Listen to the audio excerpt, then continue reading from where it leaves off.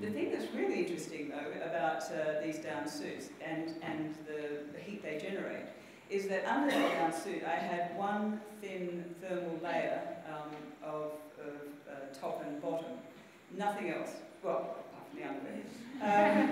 But it's, you get so hot, and the whole idea is that down traps air and warms up, a bit like the opposite to a wetsuit.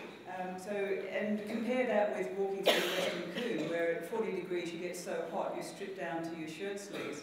And I'd be in a bikini top if I hadn't been scared about the amount of sunburn I was going to get. But they're the extremes that you get on Everest.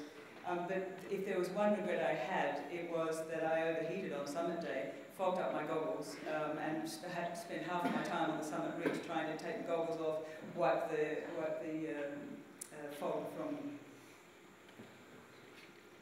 Now this is a question everybody really wants to know the answer for, and I certainly know that Divya has been waiting for the answer to this one.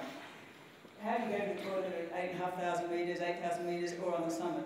There's a very simple answer to that, and that is you don't.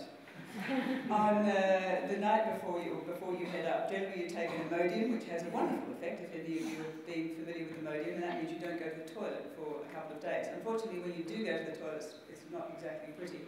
But it does mean that you're not faced with that problem of where am I going to stop along this line of 200 people, all of whom are heading up to the summit, because there is no way you're going to unclip off the rope. There is no spare room anywhere, and you would be watched by everybody. Compare that with base camp, and in fact Camp 2. Now the little blue building I was telling you about earlier, the little blue tent, which we call TARDISes, which I'm sure Charles might get the reference, but we went to TARDIS. But these were actual little toilets, which are perfectly environmentally sound, etc. And we even had these up to Camp 2, so not at Camp 1, which is just a plain camp. But basically, apart from that, you just have to do what you do, just dropping trout. So, what do you eat? And that depends on where you are on the mountain. We ate a lot of freeze-dried food, all of it good Indian fare. This is Tim, our expedition leader. But when we were at base camp, we had 3-course meals practically every meal. And lots of soups because you need the fluids.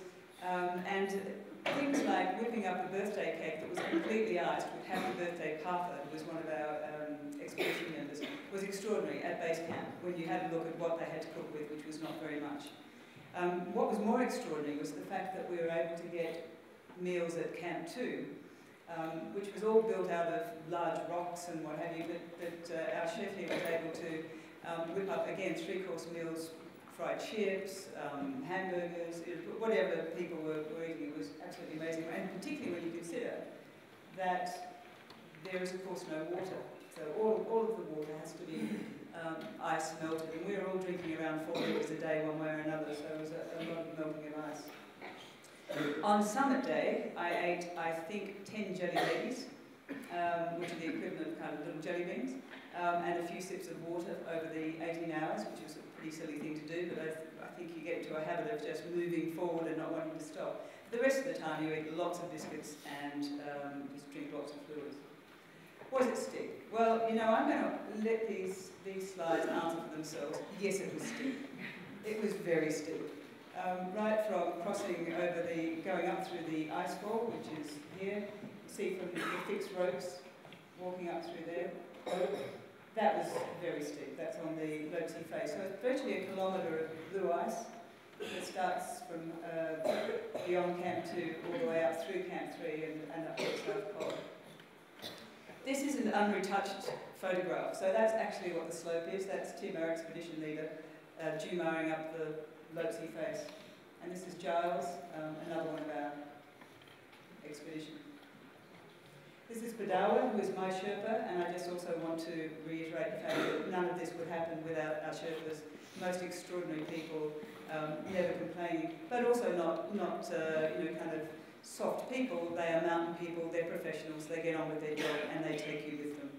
So there's no mollycoddling, no pussyfooting, but that's the trail up from the balcony, so you can see that's relatively steep as well. Some of the fixed ropes coming up on the summit ridge. And what goes up must come down. So this is us abseiling down off the